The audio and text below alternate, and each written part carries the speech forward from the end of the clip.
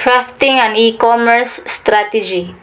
Developing a B2B strategy for e-commerce is no different from developing any other type of marketing strategy. The process begins with an evaluation of the company's products, customers, competitive situation, resources, and operations to better understand how all of these elements mesh with an e-commerce strategy. So there are four e-commerce strategy formulation, which are the customers and markets, competitive threats, people and infrastructure, sources and operations. Customers and markets answer all of these questions. What are we already doing on the internet and how do our activities align with customers' needs? How can we use the internet to provide better customer service? How can we use the internet to make our sales channel more effective? Customers and market is one of the most important in formulating an e-commerce strategy because its important job is to know their customers when you have an idea of who they are and what they need. By knowing your customers are also helps businesses to develop highly customized messaging that resonates with their customers. Second is the competitive threats. Answer all of these questions. How might traditional competitors and e-business startups change market dynamics and take away market share or customers? Will failure to act now precipitate a crisis within the next 2 years in any or of our lines of business? Can we ignore the internet of our competitors or using it to gain attention and pricing advantages? Understanding your competitors helps you understand your business better. By understanding your competitors' strengths and weaknesses, you begin to understand what works and what doesn't work, how to make better decisions and avoid mistakes. It also helps you understand and identify gaps in the market, whether that be in a specific product offering or pricing. Third is the people and infrastructure. Their management teams and technical staff have the skills to run an internet business. What will it cost to fix weaknesses exposed by our internet business strategy in our processes, infrastructure, and enterprise system? What are the appropriate business and financial structures for managing internet business risk? A stable infrastructure ensures the proper coordinations of all human resources, processes, and other operational tools necessary to ensure manageable and profitable growth. This is especially important during unexpected growth spurts.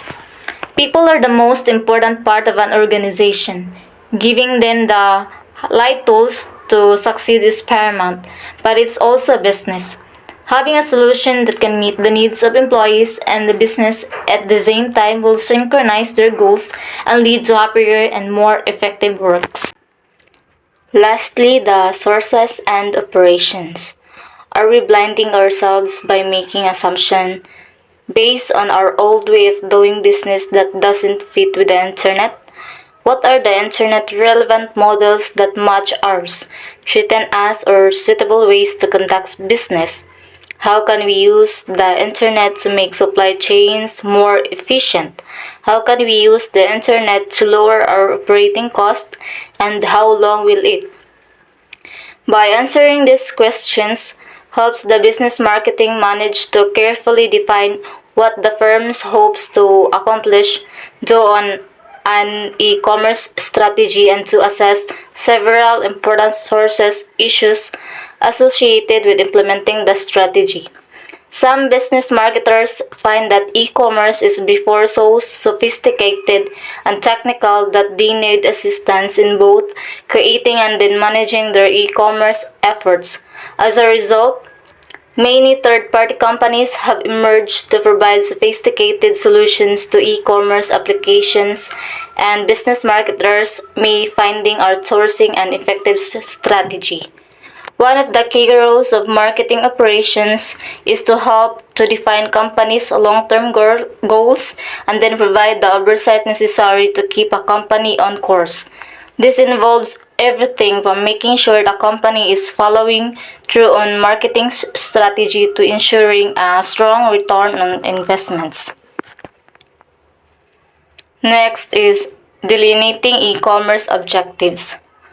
A guiding principle in formulating an internet strategy is to understand that the internet and the associated technology are nothing more than tools the business marketing strategist uses in satisfying the customers at a profit. It is not a competitive strategy or the capability to deliver the strategy. Often there is a temptation to think that the internet can eliminate the need for a salesperson, reduce expenditures on trade advertising, or totally replace traditional distributions, channels, and marketing intermediaries. For most firms, the internet supplements the company's traditional marketing strategy, making it more effective or less costly or both.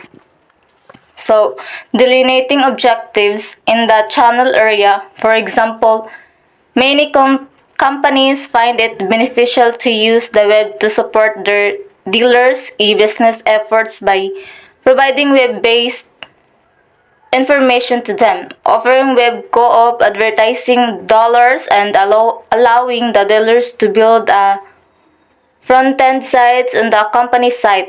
Moreover, firms have found that sales force remain vital in forging customers' relationships once an internet strategy is implemented. Next is synchronizing the web strategy.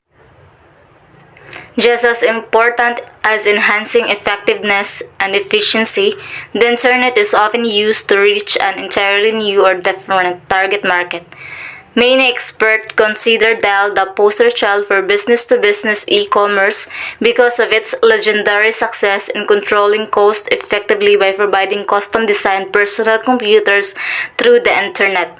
Yet what makes Dell a great internet marketer is its ability to take its customers' obsessed direct sales practices and enhance them using the web. Says Irene Brown in Fortune, there isn't anything the company doesn't online that it doesn't do in the physical world. Yet, Dell and its customers know that nothing beats the web for taking care of the annoying stuff. Specific objectives of internet marketing strategies. The internet can be effective in providing information as well as in stimulating customers' action. Internet marketing objectives resemble those of any type of communication strategy in the business marketplace. The internet can be used to focus on cognitive objectives like stimulating awareness and knowledge of the company, creating a favorable attitude toward the firm, or stimulating the buyer to purchase. So there are 12 common objectives that business marketers may have for the e-commerce portions of their business. 1. Target specific market or group of customers. Build recognitions of the company name and brands. Convey a cutting-edge image. Conduct market research. Interact with existing customers and cultivate new ones. Provide real-time information on products, services, and companies' finances to customers and supply chain partners. Sell products and services. Sell in a more efficient manner. Advertise in a new medium. Generate leads for the sales force. Provide a medium for customer service. And build strong relationships with customers. So the specific objectives for a firm's internet business dictate the issues it must be deal with in formulating the strategy. For example, if the objectives is to create new sales volume, critical attention must be given to creating systems for handling transactions and providing logistical and service support. Internet strategies vary dramatically based on the objectives. Internet strategy implementation. With the internet objectives fully delineated, with the business marketers is positioned to develop an internet strategy. As with any marketing process, the internet strategy must carefully address product, promotion, channels, and pricing. Discussions of the strategy implementation begins by examining the important product related dimensions, which are the internet product. The internet product is a complex array of physical elements, software, hardware, extranets, intranets, services, and information. The website is the major product element in the company's e-commerce strategy. Even though it may include other dimensions, the heart of an e-commerce strategy is the company's websites. For here, all interactions with the customers are most cost effectively handled. As indicated, it has to be developed on the basis of a careful delineation of company's objectives, and it is rare that a website is developed on the basis of single objectives. The internet product uses its website to make it easy for customers to look for products and place an order that can be done with a single click. For a repetitive order, the customer simply types in the product number and quantity desired. To pick up a product immediately at the location, the customers only needs to click on Find a Branch. Successful website design. To effectively develop a website, the designer needs to think like a user, to anticipate how the customer will use the site and the features that will make it easy to use. To use the internet as a marketing tool, the website should allow customers to easily move along the sales process, provide a quick and easy way to find the product they desire, and determine whether the products fit their needs. If the site can accomplish these goals, then the next function is to ease the financial transaction. Speed, ease of use, and security are central to completing the sales transactions and meeting the customer service expectations. Well-designed website can help you form a good impressions on your prospective customers. It can also help you nurture your leads and get more conversions. But more importantly, it provides good user experience and helps your website visitors access and navigate your website with ease. Your website is one of the most important aspects of your brand's online presence, and it's important that you design it right. Your website is also the place where you nurture your bottom of the funnel leads to get conversions. So you can't afford any website fails that might cause your prospects to bounce off your website. Your website should be designed keeping in mind your business audience and should ensure that it provides good user experience. There are a lot of other benefits of a good website design for both your business and your audience. Internet catalogs. One of the first applications of e-commerce for many businesses marketers that sell components, materials, and maintenance and operating resources is to develop an electronic catalog on their websites. Rather than leafing through thousands of pages, the user can define exact requirements and easily locate the appropriate item in the catalog. Moreover, the catalog can be continuously updated. Internet catalog. It is a sales technique used by business to group many items together in a printed piece or an online store, hoping to sell at least one item to the recipient. Consumers buy directly from the catalog sender by phone, return envelope, or online using information in the catalog. Customers want the ability to self-service, and making it easy for your customers to buy from you can't prevent from looking around at other suppliers. So something as simple as keeping a digital catalog with real-time information for your customers online will keep them coming back for more. Reverse auction. Reverse auction is a strategy used on sourcing between buyers and suppliers in which sellers compete with one another to win the business or the buyer. It is called a reverse auction because prices trend down as a bidding goes on rather than up as they would in the typical auction. In a reverse auction, sellers compete with one another to win the business of the buyer, unlike a traditional auction where buyers are competing to purchase goods and prices go up. In reverse auction, prices tend to decrease as sellers aim to win over their buyers with the best price they can offer.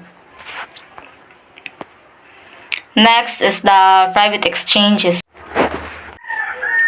A new form of reverse auction has emerged, private exchanges, which are invitation-only networks that connect a single company to its customers, suppliers, or both. Private exchanges can do what open exchanges could not. Since they provide secure one-on-one communication, they enhance shared supply chains processes such as inventory management, production planning, and order fulfillment. Some suppliers are using the process improvements generated by their participation in exchanges to build closer relationships with customers. In fact, a private exchange is chiefly an information exchange. Though buyers can shop for a better price elsewhere, it has been shown that they are rarely inclined to do so. Customer relationships built on trust are essential if, for example, suppliers are given access to a customer sales and inventory information and forecast product demand for that customers, assuring the delivery of goods or services as needed. Private exchange offer promise for enhancing buyer-suppliers relationships for improving the efficiency of supply chains. Private exchanges is a particular type of programmatic auction where it built for a single publisher to work with small selection of choice marketers, advertisers, and DSPs.